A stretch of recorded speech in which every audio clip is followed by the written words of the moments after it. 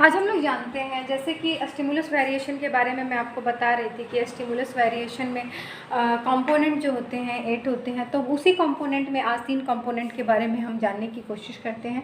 पहला है body movement की बात करते हैं।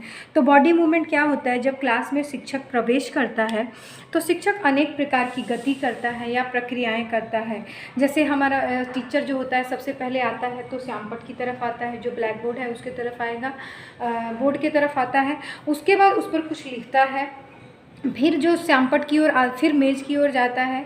कभी वह छात्र के पास आता है, कभी उसकी पुस्तिका देखता है, कभी वह प्रयोग करने हेतु किसी विशिष्ट स्थान पे जाता है, कभी वह चार्ट दिखाने हेतु चार्ट के पास आता है। तो कहने का तात्पर्य है कि शिक्षक की गति यहाँ जो होती है कंटिन्यू बनी रहती है पूरे क्लास में।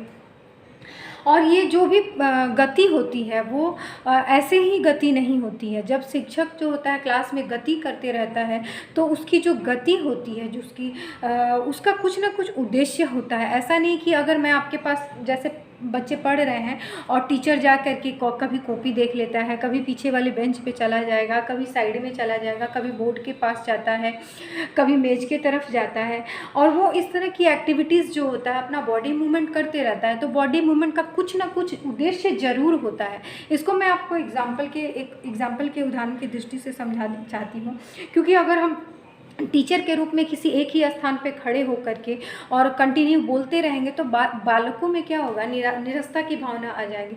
तो इस निरस्ता की भावना को कम करने के लिए जो होता है बॉडी मूवमेंट का यूज़ टीचर के द्वारा किया जाता है। और जो होता है एक एग्जाम्पल है, मैं आपको, जैसे कि मैं मान लीजिए बच्चों को पढ़ा रहा है एक टीचर, मैं आपको हृदय की आंतरिक संरचना के बारे में बताऊँगा।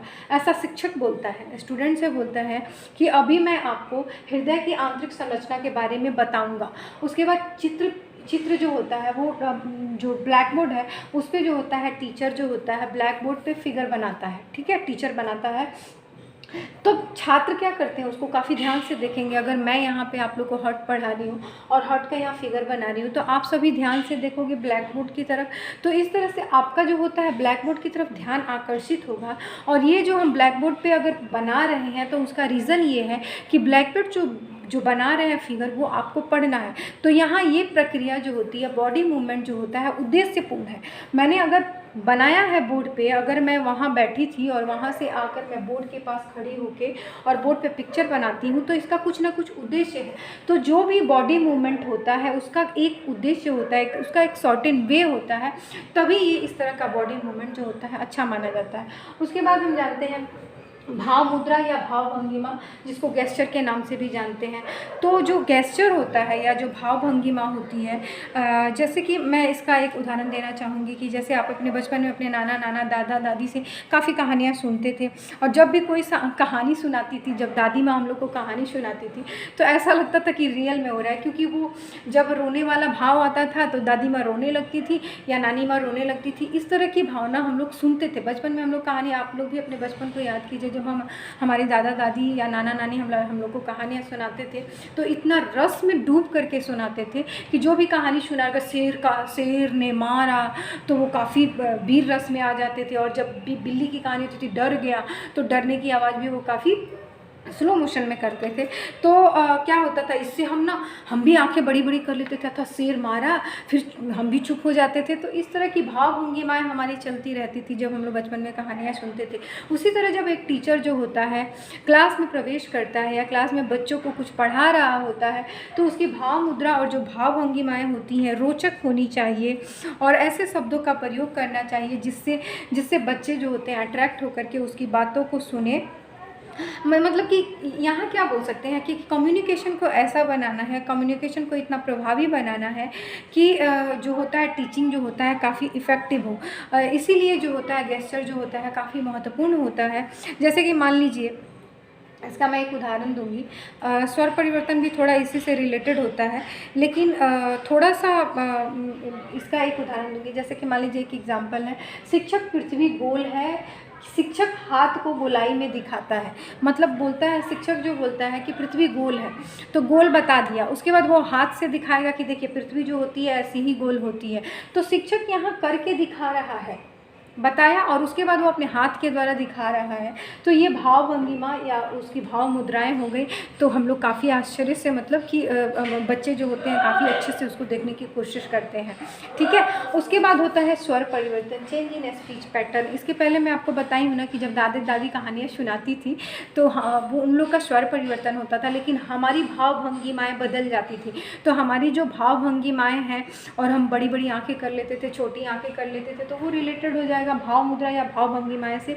जो टीचर क्लास में प्रवेश करता है और टीचर जो होता है अपने हाथ की एक्टिविटीज़ बॉडी मूवमेंट के द्वारा जो दिखा रहा होता है, बता रहा होता है, लेकिन जब कोई चीज़ बता रहा होता है टीचर, तो उसकी उसकी आवाज़ में भी परिवर्तन होना चाहिए। जैसे कि मैं यहाँ पे बता रही हूँ कि मान लीजिए कि कोई टीचर जो होता है वो क्लास में पढ़ा रहा है, तो जो पढ़ा रहा है तो वो क्या करता है, मतलब मान लीजिए कोई वीर रस का कविता पढ़ा रहा है, तो वीर रस की कविता में उच्च स्वर होगा। जैसे कि खूब लड़ी मर्दानी वो तो झांसी वाली रानी थी, तो यहाँ पर रानी, झांसी वाली रानी, वीर रस की बात हो रही है, तो हम काफ़ी ऊंचा स्वर लेके जाएंगे। लेकिन अगर कोई लो स्वर वाला करुण रस वाला कविता है, तो वहाँ पर हमारा स्वर जो होता है नीचा होता है। तो ऐसा अगर झांसी की रानी को हम पढ़े खूब लड़ी मर्दानी झांसी वाली, एकदम लो ले जाएंगे तो वो सही नहीं लगेगा। लेकिन उसमें चूंकि पूरा वीर रस भरा हुआ है, तो कैसे पढ़ेंगे, खूब लड़ी मर्दानी वो तो झांसी वाली रानी। तो बच्चों का अट्रैक्शन जो होता है शब्दों के प्रति भी होता है, भाव भंगिमाओं पे भी होता है, और बॉडी मूवमेंट पे भी होता है। तो ये स्टिमुलस वेरिएशन के 3 कंपोनेंट हैं जो बहुत ही इंपॉर्टेंट होते हैं, क्योंकि आप टीचर बनने वाले हो। ये सारी भाव भंगिमाएँ आपको या ये स्टिमुलस वेरिएशन आपको क्लास में शो करना है। तो पहला हो गया बॉडी मूवमेंट। बॉडी मूवमेंट समझ गए ना कि हम चलते फिरते रहते हैं। टीचर जो होते हैं एक जगह से दूसरे जगह जाते हैं, तो ऐसा नहीं है कि टीचर क्लास में जाके रनिंग कर रहा है तो वो आपका बॉडी मूवमेंट पे आ जाएगा।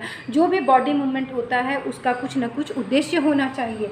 दूसरा भाव भंगिमा या गेस्चर हो जाएगा कि टीचर जो होता है किसी चीज़ को पढ़ा रहा होता है, उस समय अपने हाथ को, अपने फेस को, फेशियल एक्सप्रेशन को भी बोल सकते हैं, फेस को कैसे आपके साथ टच कर रहा है, आई कांटेक्ट आपका कैसे आपसे बच्चा बना रहा है, तो वो भाव भंगिमाएँ में हो जाएगा। उसके बाद स्वर परिवर्तन जो होता है, जो भी हम चैप्टर पढ़ा रहे होते हैं, तो हाई स्पीच, लो स्पीच, उतार चढ़ाव, और आरो मतलब उतार चढ़ाव को किस तरीके से करते हैं। तो आज हमने जाना कि जो होता है उद्दीपन परिवर्तन कौशल में जो 3 घटक होते हैं उसके बारे में जाना है। इसके बाकी वाला हम बाद में जानेंगे। Thank you so much.